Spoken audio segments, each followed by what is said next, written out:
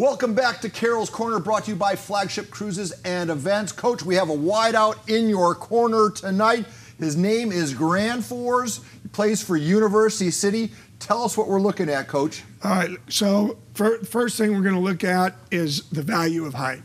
And it's why as a wide receiver, we want guys to be as tall as we possibly can, and it's why more and more coaches want corners that are taller. And even the most athletic corners that are a little bit shorter are going to have a tougher time versus a big guy like this. So he's pushing 6'3", could even be taller, looks like to me. So we've started to play off here, and he used a little double move. So he used a little hitch move right about here, and he did that to freeze him, so that he'd get out of his back pedal, and he did. He got him to freeze. He got him to widen his base. That's not, he's not in a back pedal. That's not a good position to be in. And now he's going to run by him, and he's going to use the back of the end zone perfectly with his height. So let's watch it. And now we're going to get a jump ball and pause. And what do we have to do for a jump ball? We've got to get to the high point. So you have to extend your arms as high as you can. You got to use your feet to explode off the ground as high as you can. But you also have to use your body as kind of like a bridge between you and the defender. And then spatial awareness, know where the back of the end zone is and get those feet in. Let's see how he does all these things. Right now, pause. Either guy can get this ball. I mean, that's the football, I think, coming down right now. That is just whoever's going to be able to out-jump the other guy and use his body. So he should be pushing him this way. He should be pushing him this way with his body. You can already see that he's got his hands up. He's higher off the ground. I got a feeling I know which guy's going to get it. And then look at the way he gets his feet in at the very end. That is classic high point, body control, spatial awareness. Get that foot in, protect the football. It doesn't get better. All right, so up next here is another example of what he can do on the football field. This is a carbon copy of what we saw, but we're going to see it. We're going to see it in a post route down the middle of the field where you don't just stop and jump.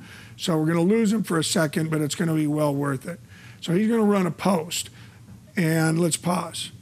So a post means that I'm going to run up the hash mark, and then I'm going to break and try and split the two hash marks, okay, and run right down the middle of the goal post. All right, so let's go ahead and go and pause. Perfect coverage. Couldn't be better. Okay, he's got him locked up. He's looking back for the ball. He's making a play for the ball, except better vertical leap right there. Higher point with the hands, and he's using his chest and body as a separator without being a penalty. And then great hands, turn around, get your shoulders towards the goal line. That's a nice play. So a lot of cases, bigger body tends to win. Bigger body wins. If you're an athlete, if you can do it, he's got all the tools there. I mean, just the ability to box out, to get the high point.